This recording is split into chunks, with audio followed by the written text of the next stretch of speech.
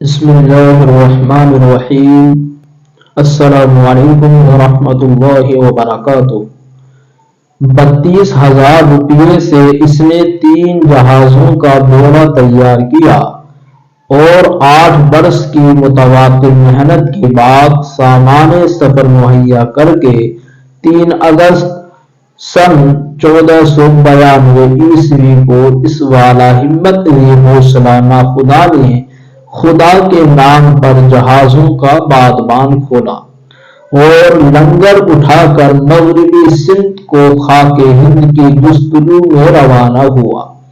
جہاز رانی کا تمام کام اسی کی رائے و تدبیر اور اسی کے حکم پر موقوف تھا۔ وہ نہایت سرگرمی سے اپنے کام میں مشغول رہتا، نہ رات کو چین تھا نہ دن کو آرام۔ منزل مقصود کی دھن میں ٹھیک پچھم کی طرف جہازوں کو اڑائے چلا جاتا تھا، مگر جہازوں کو صحیح نہ بتاتا کہ کتنی مسافت طے ہوئی ہے۔ اکتوبر کی پہلی تاریخ تک اس نے 650 کوس پتہ کیے، مگر ہم راہیلوں کو 490 ہی بتائے۔ کنارے کا اب تک کچھ پتہ نشان نظر نہ آتا تھا۔ ایک بحر مواد و ناپیدا کنار میں بڑھے چلے جاتے تھے۔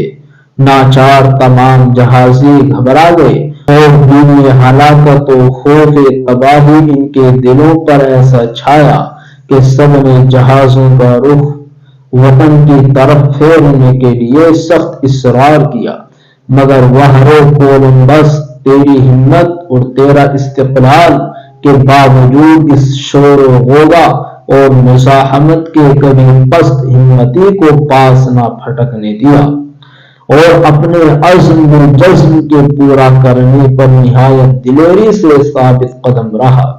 اس نے اپنے ہوش و حواس ہمیشہ بجا رکھے، بددل و غیر مستقل ساتھیوں کو کبھی نرمی سے تھپکتا کبھی گرمی سے جھڑکتا، اس تدبیر سے تھوڑی دیر کو لوگوں کا ولولہ دب جاتا، مگر پھر نا امیدی اور خوف کا جوش و خروش ان کو بے قرار و بدحواس کر دیتا تھا۔ ایک دن جہاز والوں نے باہم سازش کی کہ یوں تو اس بلائے ناگہانی سے پیچھا چھوٹنا مشکل ہے، آؤ منحوس کولمبس کو پکڑ کر سمندر میں دھکیل دیں اور جہازوں کو لے کر اپنے وطن کو مراجعت کریں۔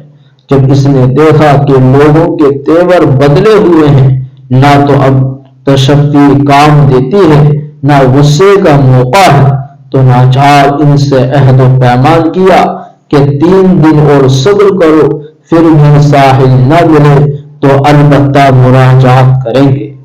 الحمدللہ، آج کا یہیں تک ہمارا سبق مکمل ہوتا ہے۔